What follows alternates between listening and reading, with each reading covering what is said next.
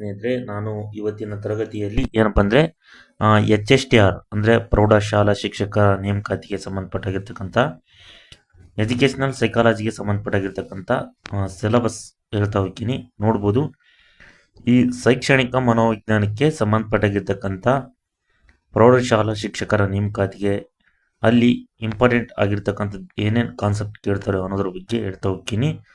ನೋಡ್ಬೋದು, ಫಸ್ಟು ಇಲ್ಲಿ learner and learning ಆಗಿರ್ತಕ್ಕಂಥ characters of childhood, early and late childhood ಬಗ್ಗೆ ಅವರು ಫಸ್ಟು ಕೇಳ್ತಾ ಹೋಗ್ತಾರೆ. ಹಾಗಾಗಿ ಅಲ್ಲಿ ನಿಮ್ಮದು ಶೈಕ್ಷಣಿಕ ಮನೋವಿಜ್ಞಾನಕ್ಕೆ ಸಂಬಂಧಪಟ್ಟಾಗಿರ್ತಕ್ಕಂಥದ್ದು ಎಜುಕೇಷನಲ್ ಸೈಕಾಲಜಿ ಏನು ಕೇಳ್ತಾರೋ ಅಲ್ಲಿ ಕ್ವಶನ್ನು, ಅಲ್ಲಿ ಅರ್ಲಿ ಅಂಡ್ ಚೈಲ್ಡ್ಹುಡ್ ಆಗಿರ್ತಕ್ಕಂಥ ಕ್ಯಾರೆಕ್ಟರ್ ಅಂಡ್ ಚಿಲ್ಡ್ಹುಡ್ ಬಗ್ಗೆ ಓದಬೇಕಾಗುತ್ತದೆ. ನೆಕ್ಸ್ಟು ಅಂಡ್ ಅರ್ಲಿ ಅಡೋಲೆನ್ಸ್ ಆಗಿರ್ಬೋದು, physical, social, personal, emotional and cognitive development ಬಗ್ಗೆ ನೀವು ಓದಬೇಕಾಗುತ್ತೆ.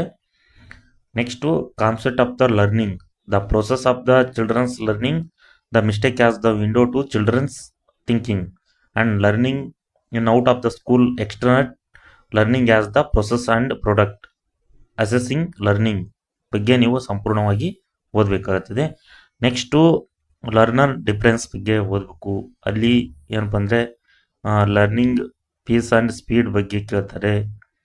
ನಟ್ ಫೆಸಿಲಿಟಿಂಗ್ ಆಗಿರ್ಬೋದು, learning in multi grade setting ಓದಬೇಕು. Next play and it is educational implication, ಅಲ್ಲಿ ಏನೇನು ಬರ್ತಾವಪ್ಪ ಅಂದರೆ meaning, kinds and types of the play, ಪ್ಯಾನಿಸ್ಟಿ and play, play and the function, linkages with physical, social, emotional, cognitive languages and motor development of the children, the games and group of the dynamics, ಔ to children in communicate. ಈ ಥರ ಆಗಿರ್ತಕ್ಕಂಥ ಅವರು subject wise ಅಲ್ಲಿ ಏನಪ್ಪ ಅಂದರೆ subject ಕೇಳ್ತಾ ಹೋಗ್ತಾರೆ. ಹಾಗಾಗಿ ಫಸ್ಟು ನೀವು ಶೈಕ್ಷಣಿಕ ಮನೋವಿಜ್ಞಾನ ಏನಪ್ಪ ಅಂದರೆ ಸಮಗ್ರವಾಗಿ ಓದೋಕ್ಕೂ ಮುಂಚೆ ಈ ಸಿಲೆಬಸ್ ಕಾಪಿ ಏನಪ್ಪ ಅಂದರೆ ಈ ಪ್ರಕಾರ ಓದಿ ಅಂತ ನಾನು ಹೇಳ್ತೀನಿ. Next constructivism and introduction of the concept, it is principles ಆಗಿರ್ಬೋದು, implication of teacher and teaching ಬಗ್ಗೆ ನೀವು ಪ್ರಮುಖವಾಗಿ ಓದಬೇಕು.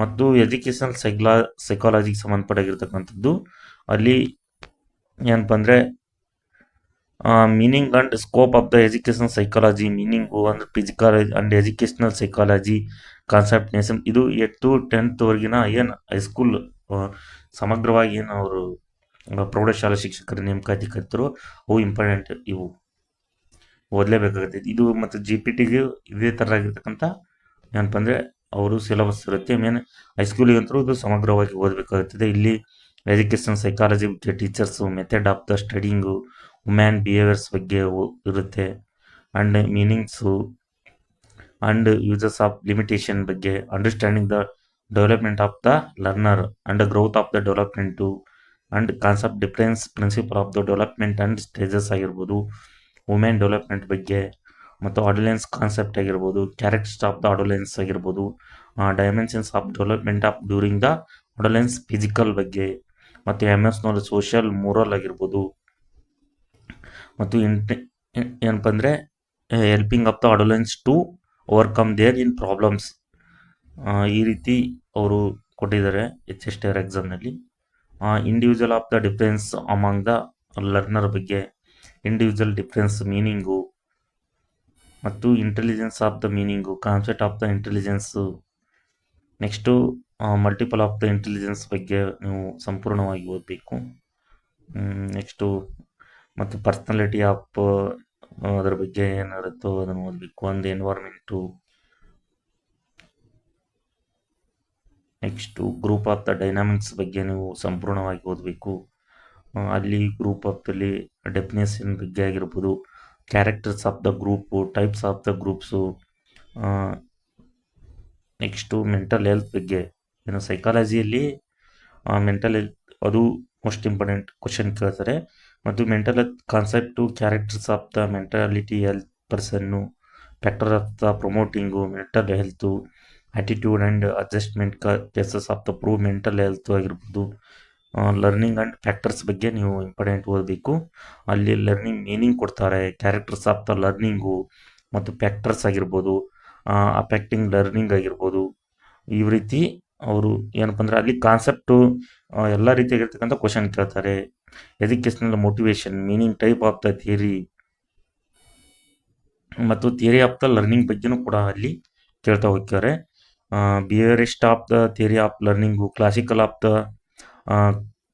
ಲರ್ನಿಂಗ್ ಮೀನಿಂಗ್ ಆಗಿರ್ಬೋದು, ಫೀಲ್ಡ್ ಥಿಯರೀಸ್ ಆಗಿರ್ಬೋದು, ಲರ್ನಿಂಗ್ ಮೀನಿಂಗ್ ಆಗಿರ್ಬೋದು, learning meaning, Kohler's experiment, educational implication ಆಗಿರ್ಬೋದು, ಗೇನೆಸ್ ಥಿಯರಿ ಲರ್ನಿಂಗು,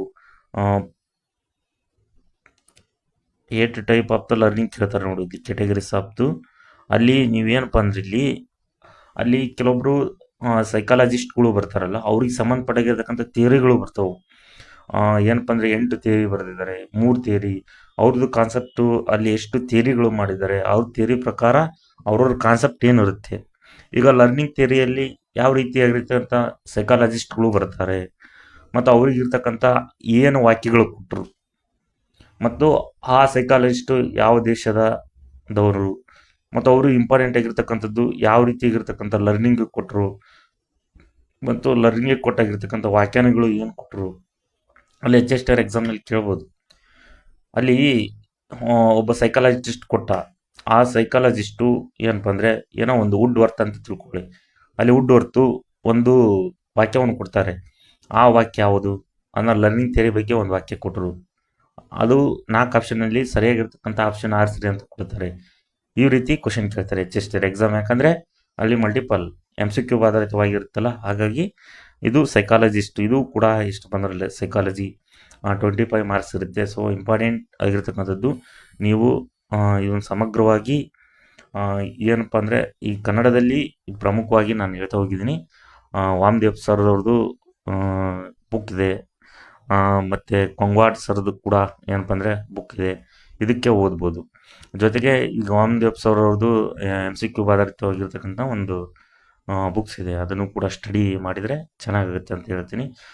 ನೀವು ಥಿಯರಿ ಓದೋದ್ರ ಜೊತೆಗೆ ನೀವು ಕೀ ಪಾಯಿಂಟ್ ಮಾಡ್ಕೊಳ್ಳಿ, ನೋಟ್ಸ್ ಮಾಡ್ಕೊಳ್ಳಿ, ಜೊತೆಗೆ MCQ ಓದಿ. MCQ ಓದಿ ಅಂದರೆ ನೀವು ಪರ್ಫೆಕ್ಟ್ ಆಗ್ತೀರ ಅಂತ ನಾನು ಹೇಳ್ತೀನಿ. ನೋಡಿ, ಯಾರ್ಯಾರು ಈ ಚಾನಲ್ ಹೊಸ್ದಾಗಿ ನೋಡ್ತಿದ್ರು ಎಲ್ಲ ಸ್ನೇಹಿತರು ಸಬ್ಸ್ಕ್ರೈಬ್ ಮಾಡ್ಕೊಳ್ಳಿ. ಜೊತೆಗೆ ನಾನು ಹಲವಾರು ರೀತಿಗಿರ್ತಕ್ಕಂಥ ಈಗ HSTR ಎಕ್ಸಾಮು ಏನು ಪೇಪರ್ 1 ಕಾಮನ್ ಇದೆಯೋ ಎಲ್ಲ ಸಬ್ಜೆಕ್ಟ್ಗಳಿಗೂ ನಾನು ಈಗ GK ಆಲ್ರೆಡಿ ಸಿಲೆಬಸ್ ಹೇಳ್ತಾ ಹೋಗಿದ್ದೀನಿ. ಈಗ ಎಜುಕೇಷನ್ ಸೈಕಾಲಜಿಗೆ ಹೇಳಿದ್ದೀನಿ. ನೆಕ್ಸ್ಟು ಏನು ಓದಿರ್ತಕ್ಕಂಥ ಸಬ್ಜೆಕ್ಟ್ಗಳು ಅದಾವು, ಈಗ ಮೆಂಟಲ್ ಅಬಿಲಿಟಿ ಆಗಿರ್ಬೋದು, ಕಂಪ್ಯೂಟರ್ ನಾಲೆಡ್ಜ್ ಆಗಿರ್ಬೋದು, ಇವಕ್ಕಿನ್ನೂ ಉಳಿದಿದ್ದಾವೆ. ಇನ್ನೊಂದು ಕೇಳಿರ್ತಕ್ಕಂಥ ಉಳಿದಿರ್ತಕ್ಕಂಥ ಸಬ್ಜೆಕ್ಟು ಅವನ್ನೆಲ್ಲ ನಾನು ಮುಂದಿನ ತರಗತಿಯಲ್ಲಿ ನಾನು ಎಲ್ಲ ಸಿಲೆಬಸ್ ಹೇಳ್ತಾ ಹೋಗ್ತೀನಿ. ಹಾಗಾಗಿ ಎಲ್ಲ ಸ್ನೇಹಿತರು ಸಬ್ಸ್ಕ್ರೈಬ್ ಮಾಡಿ, ಲೈಕ್ ಮಾಡಿ, ಕಾಮೆಂಟ್ ಮಾಡಿ. ನಿಮಗೇನಾದರೂ ಪ್ರಶ್ನೆಗಳಿದ್ದರೆ ಕಾಮೆಂಟ್ ಮೂಲಕ ತಿಳಿಸಿ, ನಾವು ತಕ್ಷಣ ರೀತಿಯಾಗಿರ್ತಕ್ಕಂಥ ಉತ್ತರವನ್ನು ನೀಡ್ತೀವಿ. ಧನ್ಯವಾದಗಳು.